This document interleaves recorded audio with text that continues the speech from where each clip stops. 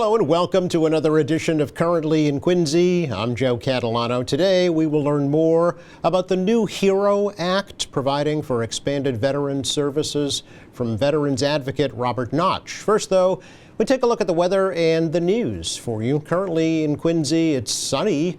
It's bright, but it's cold. 21 degrees right now. Temperatures will only top off in the upper 20s this afternoon. A few clouds will increase throughout the afternoon. Another chilly night tonight, not nearly as cold as it has been. Low tonight right around 20 degrees, and some festive flakes for Christmas Eve tomorrow, mostly in the morning with some snow showers around, then cloudy for the rest of the day. A little warmer with highs tomorrow into the mid-30s. Christmas Day itself on Wednesday looks nice. Lots of sunshine, just a few high thin clouds with highs in the lower 30s, and moderating temperatures toward the end of the week. Thursday partly sunny with highs in the mid-30s. Again, we have sunshine and 21 degrees in Quincy right now.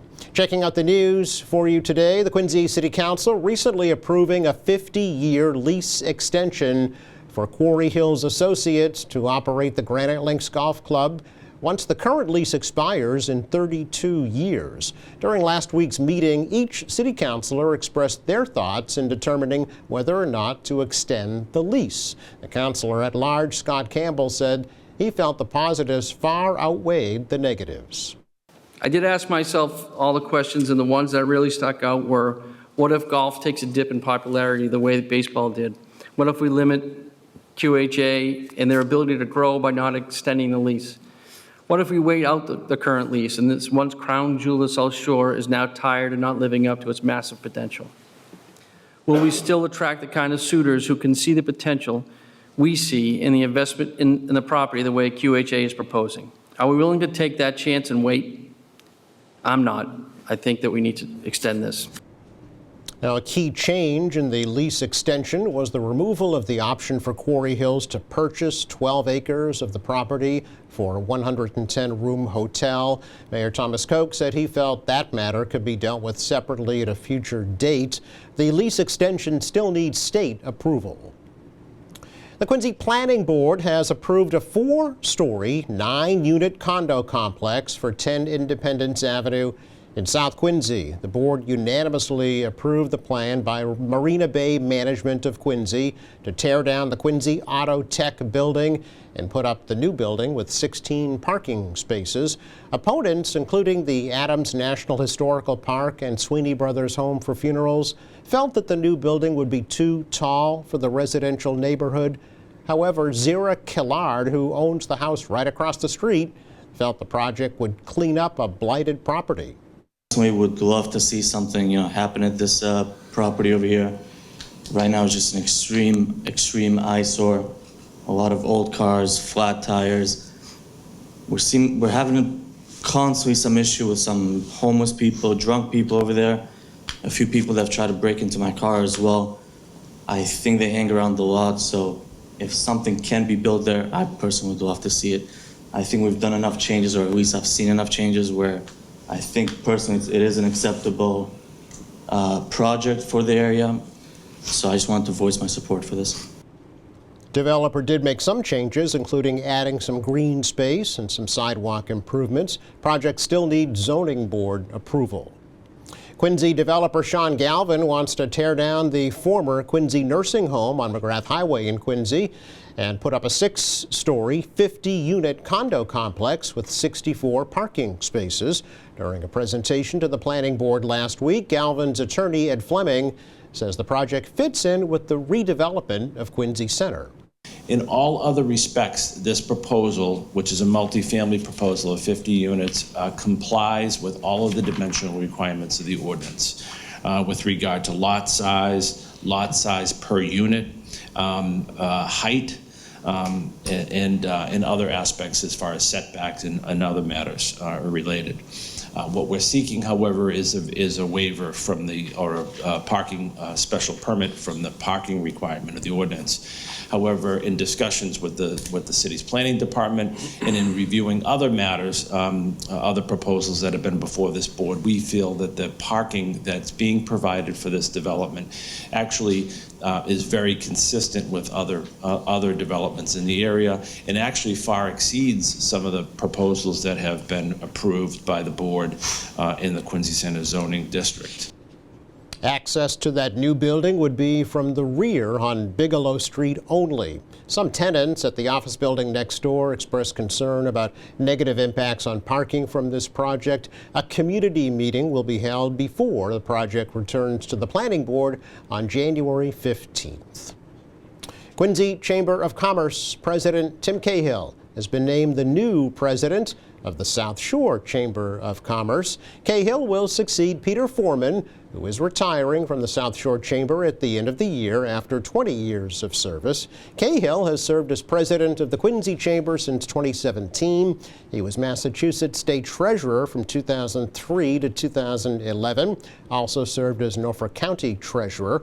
Cahill was also a 16-year member of the Quincy City Council. His wife Tina sits on the Quincy School Committee. Cahill will assume his new role on January 1st. No successor for him has been named by the Quincy Chamber of Commerce. Well, over 7,300 wreaths were placed on veterans' graves at several city cemeteries in Quincy during the recent Wreaths Across America Day.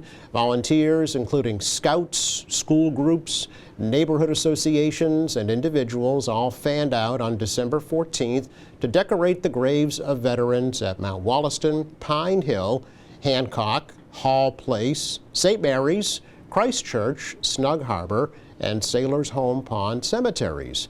The Quincy Veteran Services Department spearheaded the Wreaths Across America event for the 7th year in a row this year. The theme of this year's nationwide event was Live with Purpose.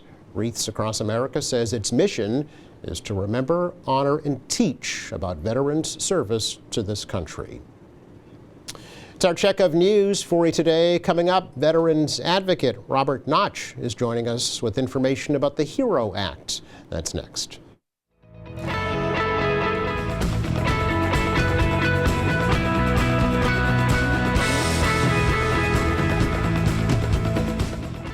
Welcome back. Actually, we're welcoming back to the program for the second time Robert Notch from the Office of the Veteran Advocate here in Massachusetts. Lucky for us, he's headquartered right up in North Quincy, so it's just a short jaunt down Hancock Street to come on in and say hello. Good to see you again, Mr. Notch. Thank you, Joe. Glad to be back. Yeah, it's a pleasure. I thought a good opportunity for a couple of things. First, just to remind folks about this new, relatively new office here in Massachusetts, and then second of all, to focus on the HERO Act and see how that's going. Okay, Yeah. great. Well, I think the first update is we are continuing to grow. We're building the office. As a matter of fact, if anyone wants to check out our annual report that we published at the beginning of November, right in front of Veterans Day, we talk a lot about how the office has grown, how we're covering our statutory responsibilities, what things we have left to do.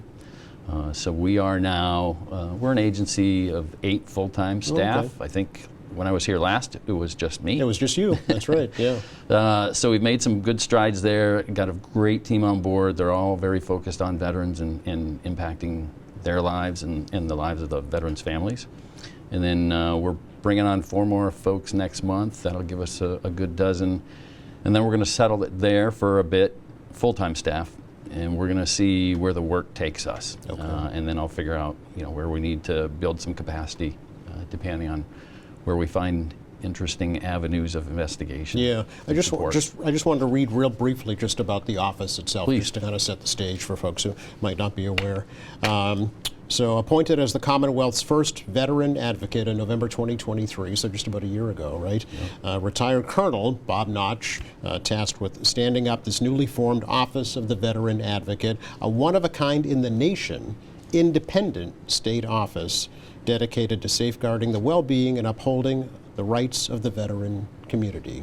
So this is separate from the governor's organization, right? We are, Yeah. and by design, Right. right? The intent is to have another agency such as us to be able to keep an eye on how are the systems working, how are we supporting veterans and their families, but also be there to be able to assist executive agencies. And as we talk about the HERO Act here in a minute, Yeah. not everything falls under the Executive Office of Veteran Services. There are some things that fall under the Office of the Treasury. There are some things that fall under the Retirement Board. So our job is to be that connector Okay. between those agencies and let's track how we're doing. Maybe we can be a help to those organizations as they pull programs together. And then we also have a responsibility to inform senior leadership in the state, and we take that seriously. It's our opportunity to go to the State House and have conversations with our elected leaders to say, this is where we need help with veterans. Or House Speaker, Senate President, folks like that? yes, I've been working my way around to meet as many elected officials that are available to have the conversation. Right, yeah. And then when legislation is proposed, and we have some legislation we're going to propose this new session, Oh, good, okay. to be able to help them figure out the facts, right? Does this make sense? Why does it make sense? Yeah. What are we missing? We're offering ourselves as an information tool for our elected leaders. Yeah. This is unique to Massachusetts, your office, right? This is the Yes. first in the country. Yeah. We've not found any other state that has an office like it, so it's hard to gauge ourselves against anyone else. We're forging ahead, knowing what all of us bring with us. Many of the staff are veterans themselves Yes, or yeah. family members of veterans, and we've seen a lot of it firsthand. So we know what a lot of the issues are, and now it's finding the information and the data to be able to support those conversations and then be able to work with our leaders to point things in the right direction. Absolutely. So when you heard last, earlier this year, the HERO Act in Massachusetts had just been signed into law. So maybe just a little bit of a paraphrase as to what that is and where it stands now. Sure. The HERO Act was a major piece of legislation proposed by the governor at the beginning of last year. We were involved with the legislative leaders as we looked at it, multiple opportunities for us to provide advice and guidance and areas where things could be tweaked. It did make its way through. There was a lot happening at the end of the legislative session, but it's a very comprehensive piece of legislation. It does a lot to fix the language in the law, but then there are a number of programs where we increase annuity payments, we increase other payments to family members. We're increasing the ability for employers, small employers, to be able to bring on veterans that are hard to employ. They get a tax credit. I like within there 3 specific things. Okay. One is within Chapter 115, which is primarily what the Executive Office of Veteran Services is responsible for. We adjusted the definition of veteran to include every veteran that the Veterans Administration at the federal level recognizes. Oh. So our laws weren't aligned Really? until this happened. Oh. So that's a great step, although it's a beginning of a step. Yeah. Our proposed legislation for this year is to take it to the next step, is to make that applicable across all state legislation. So it's very specific the way things are written in our laws. In that instance, it's Chapter 115, everything Veteran Services, but that doesn't always impact veterans programs from other agencies. Those agencies usually refer back to a definition that's in Chapter 4, Section 7. Okay. This is our proposal for this year. Now let's take the next step and align that same definition to Chapter 4, so it applies across all state agencies. Okay. Which veterans were excluded previously? Primarily what was missing was the Commissioned Corps from the National Oceanic and Atmospheric Administration and the Commissioned Corps from the Public Health System. No. Okay. So they've been recognized for years at the federal level, yeah. but not here in Massachusetts. Okay. So that has changed, at least within Chapter 115. We want that changed across the board. Okay. All right. The second piece is some flexibility for cities and towns here in Massachusetts to increase tax abatements that are offered to veterans. And we like that because it's an opportunity for municipalities to almost recruit veterans, right? If you're offering the ability to provide larger tax abatements for property owners, that might draw veterans to your community. I see. Okay. And from my perspective, you want veterans in your community. Workforce veterans are there to be able to provide to the community. Many of them come already receiving federal benefits, so Yes. there is funding that already comes with those veterans when they move in. So that's That's more opportunity, economic development within your city or town. That's money they can spend locally. And it's a great way to recognize service, period. Yeah, I know that at least here in Quincy, civil service jobs, veterans are given preference, police, fire. Is that the same statewide? So there's statewide, yes, a lot of veteran preference responsibilities. We're actually working with that office right now to market that. Yes. I don't think we're getting enough information out to the public to tell veterans, hey, come to Massachusetts. We have opportunities for civil employment. There are some benefits there when it comes to promotion. There's also benefits as well. There's a lot that can be done, and we want to promote Massachusetts as a place that veterans want to come to. I see. Yeah. Because we're struggling right now with our veteran population. We're losing our veteran population. It's an aging population. Because of the aging process, yeah. Yes. Okay. And so we talk a little bit about that in our annual report. Yeah. You know, that we're losing about 8,000 veterans a year in Really? Massachusetts. And our proposal is, why don't we try and draw more veterans to Massachusetts, the workforce veterans? You know, we've heard from legislature that we've got an out-migration of working force individuals here. Well, veterans might be a part of that solution. Okay. Right? Let's bring them in. So a lot of opportunity there. And then the third piece is for those folks that are currently under a state employment or state-related retirement system. You know, there's an opportunity for folks to buy back their service time. They can buy back up to 4 years of service time towards their civilian retirement here. In the way it's always been in place, but what happened is you only had a very short window to apply for it. And the state leaders realized that many people missed out on that window. And so currently there's a 1-year open opportunity for anybody that missed it previously to apply again or apply for the first time if they didn't apply at all, and be able to buy back some of their service time towards their current retirement. So could you give us, for instance, Bob, as to who might be eligible for that? So anyone who served active military if you've served for over 4 years, you can buy those 4 years back. Okay. And there's a process. This runs through the Massachusetts Retirement Board. My understanding is that many municipalities use a similar system or a connected system, so it may apply for municipal jobs as well. Oh, I see. I would recommend veterans take a look to see if that applies to them specifically in the Okay. system that they exist in. Okay. And that's part of the HERO Act? Yes, it's built Okay. right in the HERO Act. Okay. So when you say buy back, do they have to pay to get them back? So I am eligible, Okay. and I have 27 years of service, so I can easily buy back 4 years. Yes. The way it works is when you enter the retirement system, it's based on that salary. So I would take my current salary, and roughly it's around 10%. Okay. So for each year that I buy back, it's 10% of my current salary. Okay. And then that comes to a total. And then they will give you an opportunity to buy that back. Basically, you pay into it. And they'll come up with a total. And usually you get an extended period of time to pay that off. Yep. But what you're doing is adding dollars to your investment in the retirement system to give you 4 more years. I see. Okay. All right. Okay. So if you would normally have retired at, say, 65, you'll get 4 years on top of that if you Yes, buy if that you've back. earned, you retire at 10 years, Yep. then you actually retire at the 14-year rate. Gotcha. Okay. All right. That's a good provision. Yeah. I'm no expert on it, so Yeah. I might have really messed that up, but there's the retirement board has the data. The good thing Okay. is they have met their requirement per the HERO Act. They had 90 days to get that information out.